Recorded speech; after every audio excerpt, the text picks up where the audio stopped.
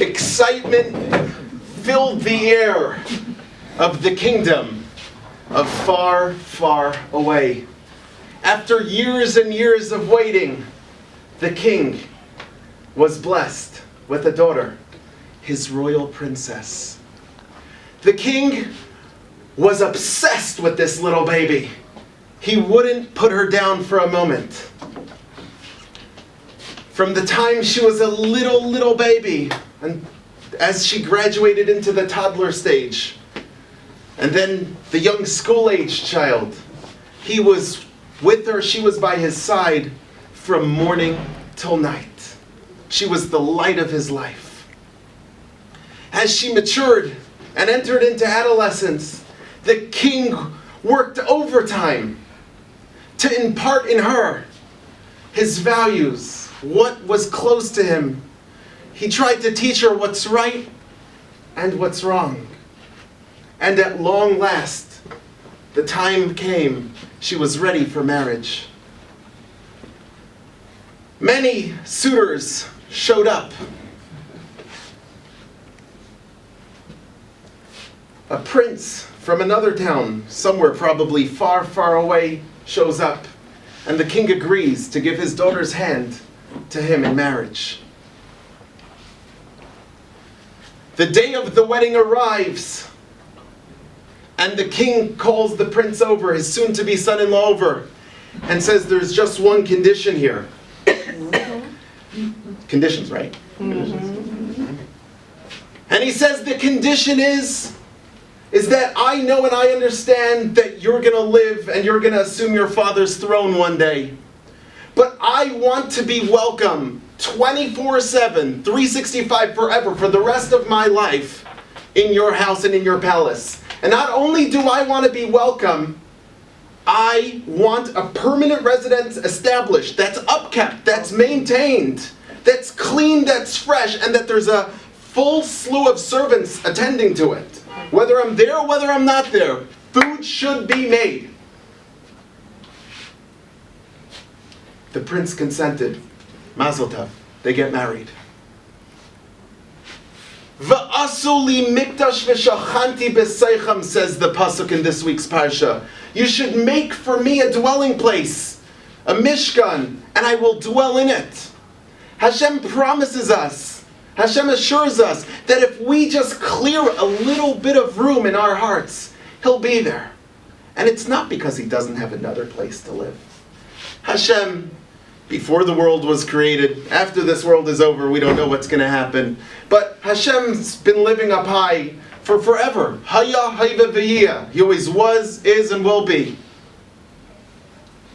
But because He wants us to be able to connect to Him, and He so badly wants to connect to each and every one of us, that means each and every one of us, can and must have an intimate connection with HaKadosh Baruch Hu. It's why we're here. It's what it's all about.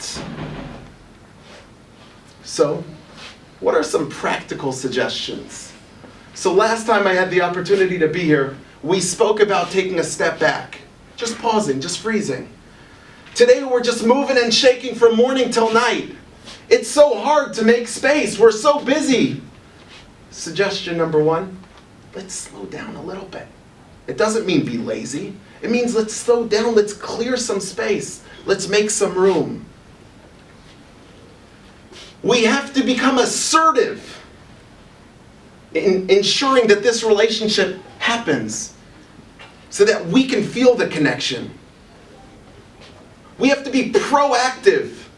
We can't accept, I tried, I kept kosher a little bit, I davened a little bit, some Shabbos a little bit. We can't just do that. It's not enough.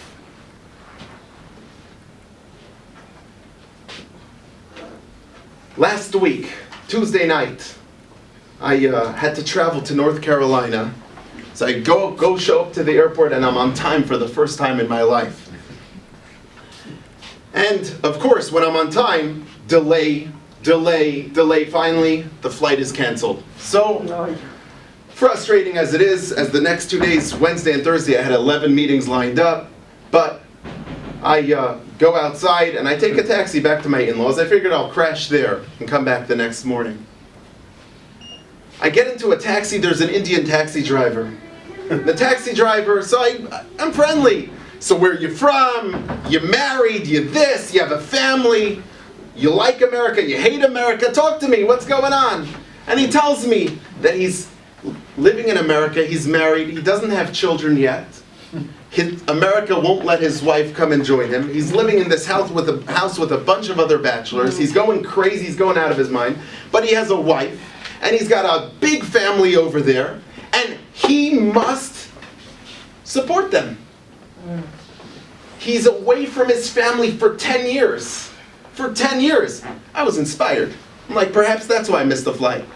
What a commitment. What a commitment to run after what's important. A commitment for his family.